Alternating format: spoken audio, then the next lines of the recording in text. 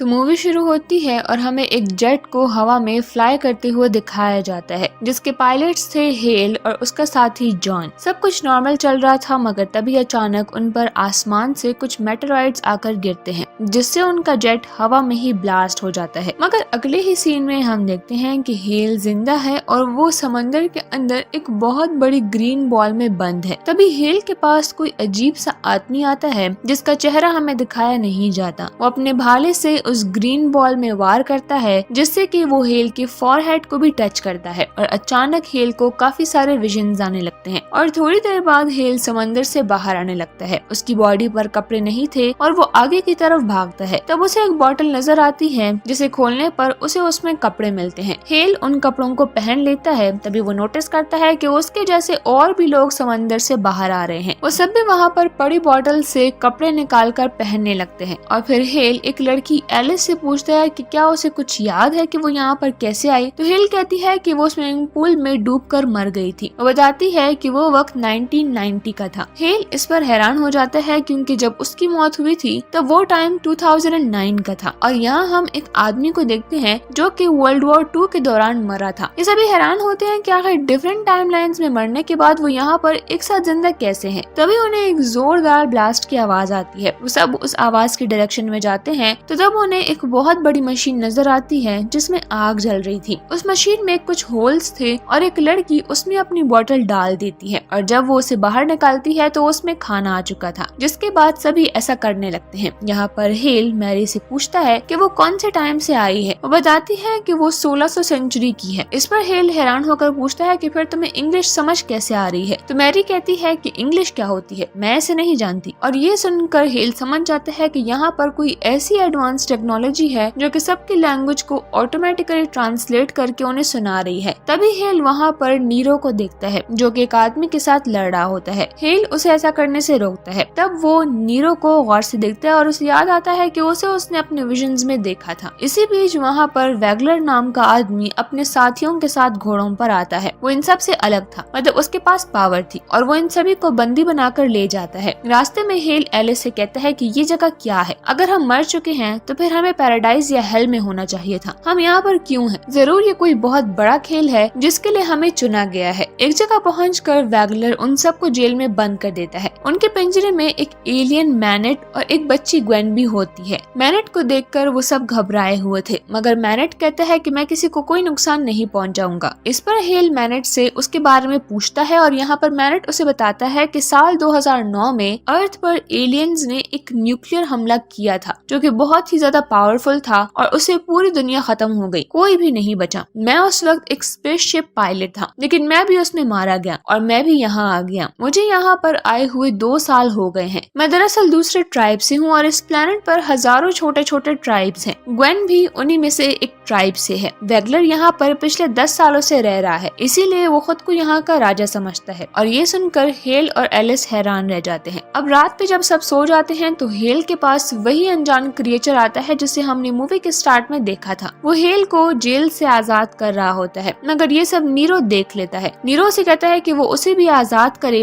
वरना वो शोर मचा देगा। मगर हेल उसकी बात नहीं मानता और वहाँ से भागने लगता है, जिस पर कि नीरो चिल्लाकर सभी सोल्जर्स को जगा देता है। वो सभी हेल के पीछे पड़ जाते हैं, मगर वो कैसे भी करके वहाँ से भागने में कामयाब हो जाता है। वहीं बाकी सभी लोगों को वैगलर के लोग उसके कले ले जा रहे थे। तभी वहाँ पर हेल आकर उसके एक सिपाही को मार देता है और उसके कपड़े पहनकर किले के अंदर चला जाता है। किले में वैगलर मौत का खेल खेल रहा होता है और उसे काफी एंजॉय भी कर रहा होता है। नीरो फाइट में अपने ओपोनेंट को मार देता है। तभी नीरो वैगलर के राइट हैंड फैबियस को बताता है कि वो रोम का राजा है। वो उसे रोम के बारे में कुछ इन्फॉर्मेशन भी देता है और अब फैबियस क्योंकि रोम से था तो वो उसे शहजादा मानकर उसके आगे झुक जाता है और बाकी सब भी ये देखकर नीरो को राजा कहने लगते हैं। इससे वैगलर को बहुत ही गुस्सा आता है और वो नीरो से लड़ने के लिए आता है, मगर नीरो उसे बुरी तरह से हराकर मार देता है और फिर खुद उसकी सीट पर जाकर बैठ जाता है। वहीं इसी दौरान हेल अपने सभी साथियों को बचाकर बाहर ले आता है। मैनेट अब कहता है कि तुम सभी मेरे साथ चलो, मेरे ट्राइब, हम वहाँ पर आराम कर सकते हैं। जिसके बाद सभी उसके साथ उसके ट्राइब जाने लगते हैं। यहाँ पर उसके ट्राइब में उसके साथी सैम को हम देखते हैं, जो कि उन्हें देखकर बहुत ही खुश होता है। मैनेट उसे बताता है कि इन्होंने वैगलर से बचने में मेरी बहुत मदद की है, जिस पर सैम उन सबको अपनी ट्राइब में शामिल कर लेता है और उन्हें अपनी बड़ी सी किसी शिप के पास ले आता है, जिसमें बैठकर ये सभी लोग उस जगह से बाहर निकलने का प्लान बना रहे थे। अब जहाज को देखकर हेल को फिर से विजन्स आने लगते हैं। मैनेट हेल से कहता है कि फिलहाल हम इस जहाज को पानी में नहीं उतार सकते, क्योंकि इसमें इतनी पावर नहीं कि ये पत्थरों से टकराकर आगे बढ़ पाए। इसीलिए इसे पावर देने के लिए उन्हें एक मेटल की जरूरत है, जो कि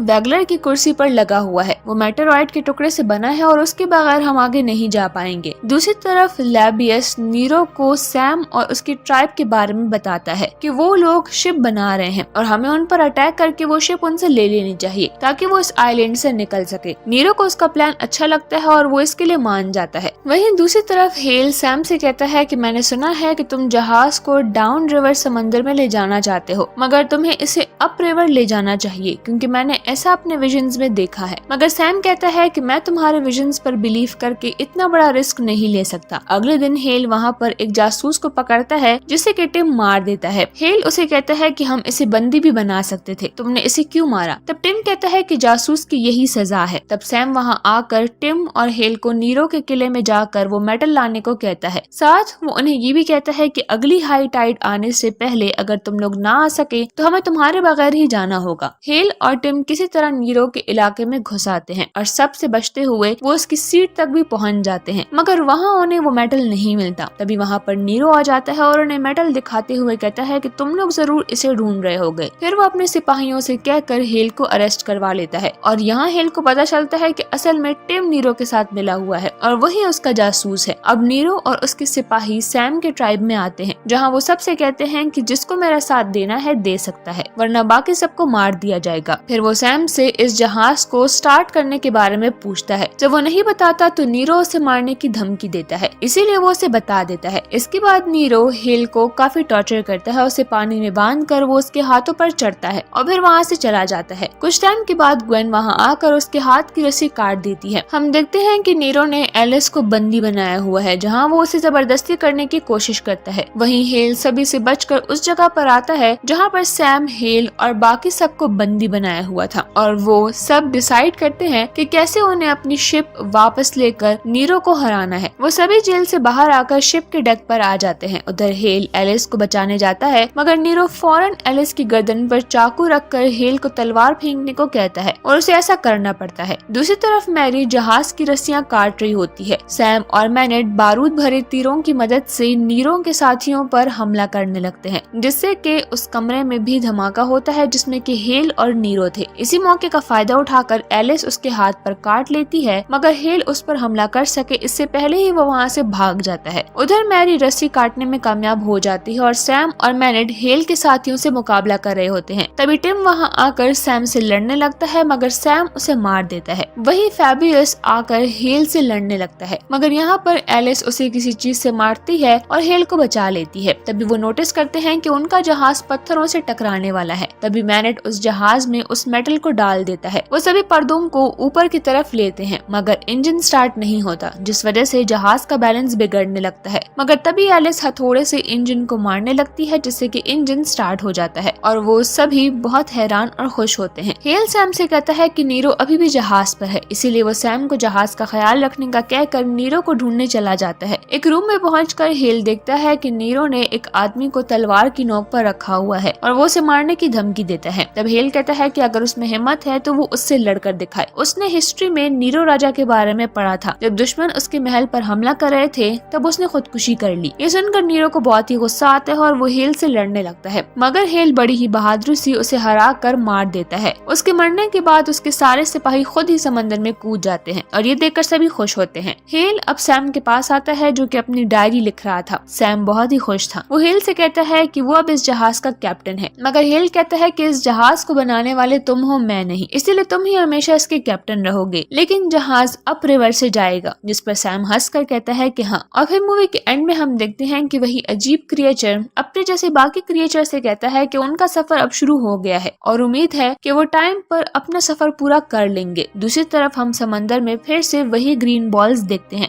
जिनमें से एक में नीरो भी होता है, जो कि जिंदा था। और इसी के साथ ये मूवी यहीं पर एंड हो जाती है।